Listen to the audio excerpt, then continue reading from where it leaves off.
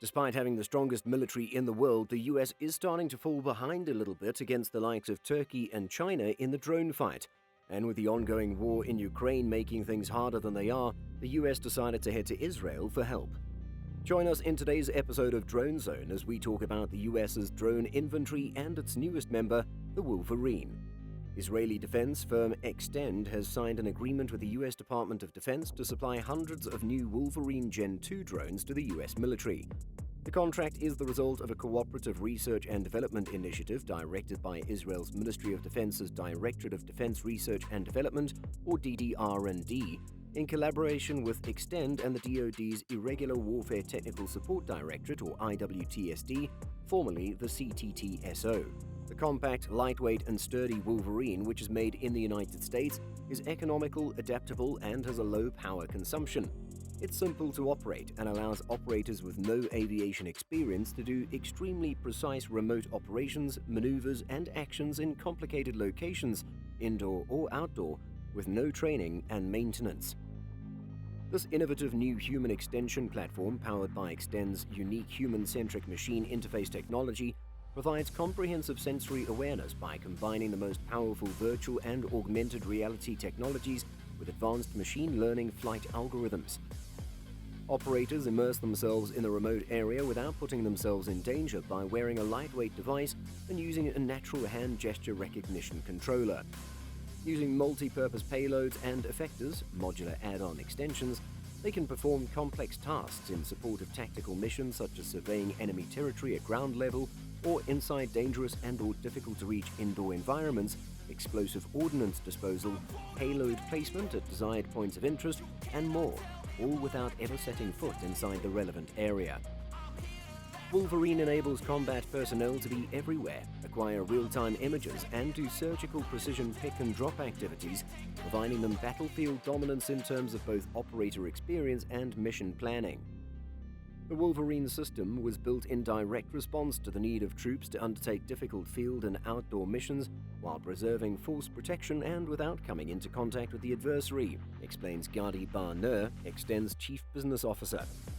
For the first time, any user can operate a drone intuitively and without prior instruction, providing forces with complete field autonomy. The IDF has deployed Extend systems to defend its borders and forces with considerable effectiveness. We're proud of the strong collaboration between Extend, the Israeli Ministry of Defense, and the United States Department of Defense, as part of which Extend employs a team of US veterans, and we hope it will continue. The Wolverine will be strengthening the already impressive US drone arsenal, which contains dozens of different drones. The move to buy the drone comes after the impressive success that other US drones like the Switchblade had in the Ukrainian war, which emphasized the importance of drones in future warfare. If you've made it this far in the video, make sure to subscribe and let's talk about other more impressive US drones. The MQ-9 Reaper. The bread and butter of the US military, the General Atomics MQ-9 Reaper, also known as the Predator B, is a UAV capable of remotely controlled or autonomous flying activities, designed primarily for the United States Air Force by General Atomics Aeronautical Systems. The USAF refers to the MQ-9 and other UAVs as remotely piloted vehicles or aircraft to signify its human ground controllers. The MQ-9 is the first hunter-killer unmanned aerial vehicle built for long-endurance, high-altitude surveillance. General T. Michael Mosley, then Chief of Staff of the United States Air Force, stated in 2006, "We've transitioned from utilizing UAVs largely in intelligence, surveillance, and reconnaissance duties prior to Operation Iraqi Freedom to a genuine hunter-killer role with the Reaper." The MQ-9 Reaper is a larger, heavier, and more capable aircraft than the older General Atomics MQ-1 Predator. It may be commanded using the same ground equipment as MQ-1s. The Reaper has a 950 shaft horsepower or 712 kilowatt turboprop engine, whereas the Predator has a 115 horsepower or 86 kilowatt piston engine. Because of its increased power, the Reaper can carry 15 times more ordnance payload and travel at almost 3 times the speed of the MQ-1. Aircrew in the ground control station monitor and control the aircraft, including weapon deployment. As of May 2021, the USAF operated over 300 MQ-9 Reapers, with 16 additional units on the way as authorized by the FY 2021 congressional budget. As of that date, several new equipment modifications have been put onto some of the existing MQ-9 aircraft, to boost performance in high-end combat conditions and would be incorporated in all future MQ-9 procurements. The MQ-9's fleet service life is expected to conclude in 2035. The typical MQ-9 system includes several aircraft, a ground control station, communications equipment, spare parts and personnel. The pilot, sensor operator and mission intelligence coordinator make up a military flying crew.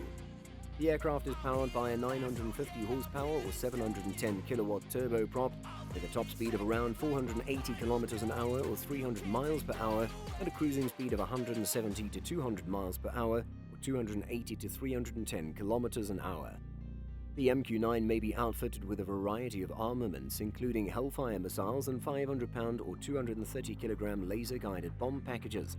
It has a 66-foot or 20-meter wingspan and a maximum payload of 3,800 pounds or 1,700 kilograms. Its endurance is 30 hours when conducting ISR missions and 23 hours when carrying a full weapons load.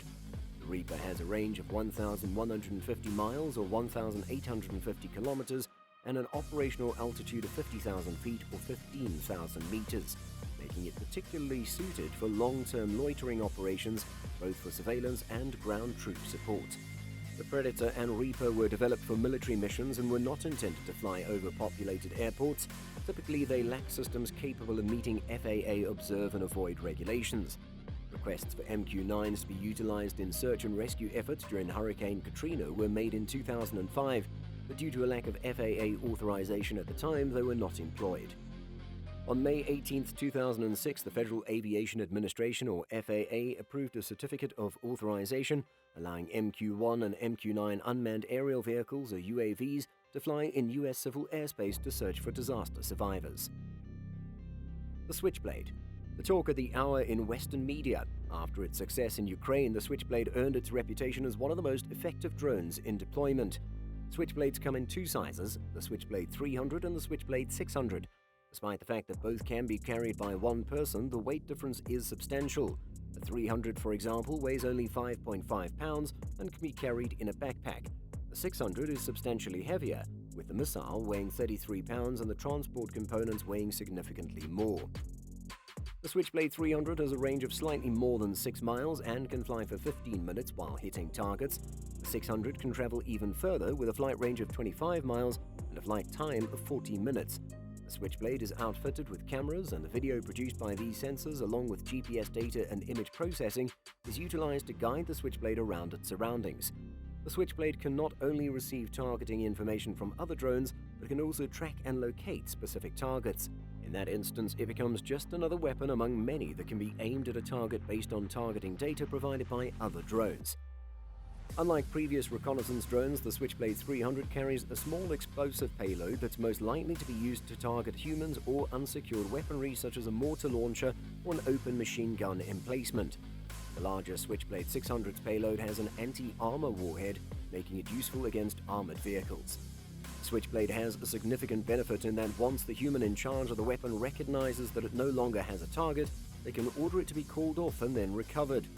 According to the Switchblade 600's brochure, the weapon has a rechargeable lithium-ion battery. That's it for today's video. Let me know which drone you think is most useful out of these three. I hope you've enjoyed watching this video just like I've enjoyed making it. Make sure to comment with any future videos that you're interested in watching. I'll be seeing you all soon, but until then watch this video to learn more about what a Phoenix Ghost drone can do.